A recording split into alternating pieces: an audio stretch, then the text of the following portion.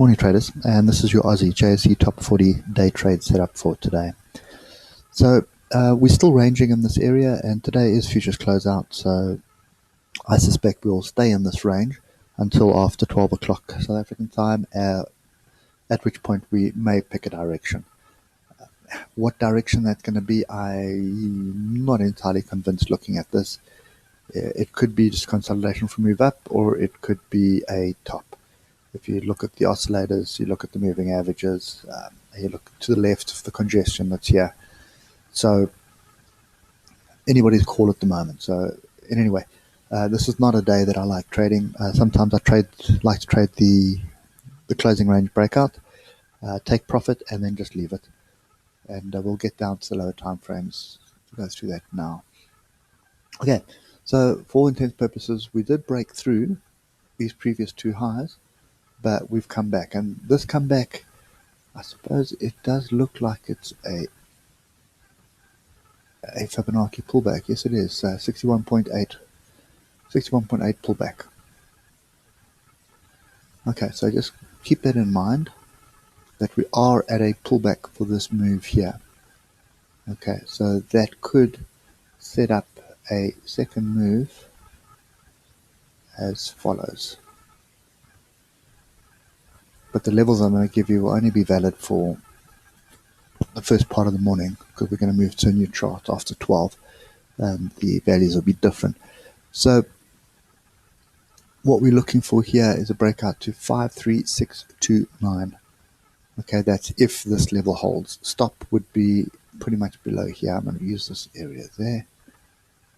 Your stop level is going to be 51984 or 5198. 51900 is probably the best bet. Okay, so that's kind of the look, the feel that I have at the moment. If we get down to the hour, there is a gap to the downside here as well, so we just need to be wary of that. So it is possible that this move just continues all the way down to the downside here, and even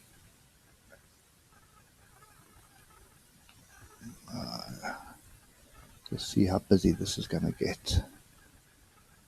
But this is so typical of futures closeout. So there's my megaphone formation.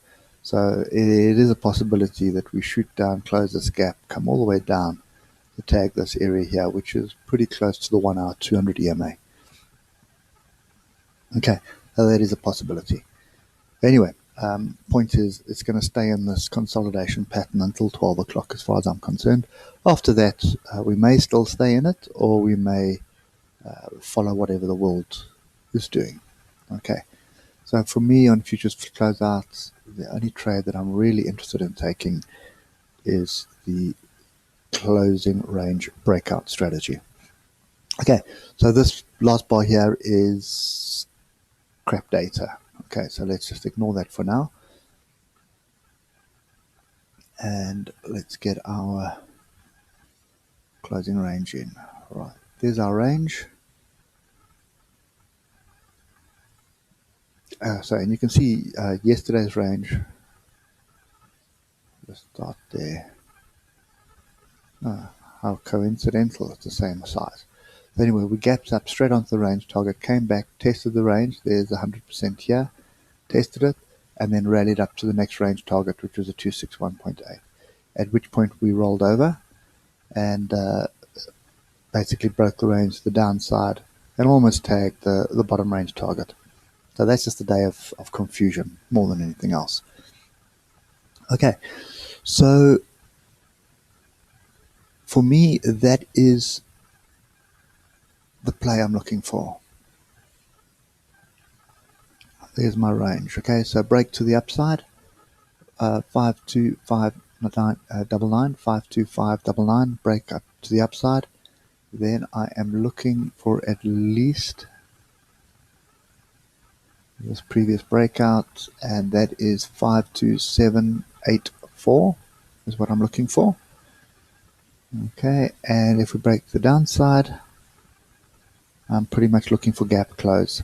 Okay, you can see there's the gap. We haven't closed it yet, and that is 5225.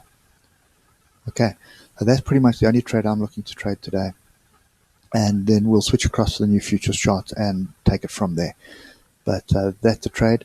You can see yesterday's trade worked out pretty well to the upside. And obviously there was a bigger move to the downside. And you could have taken it on price action.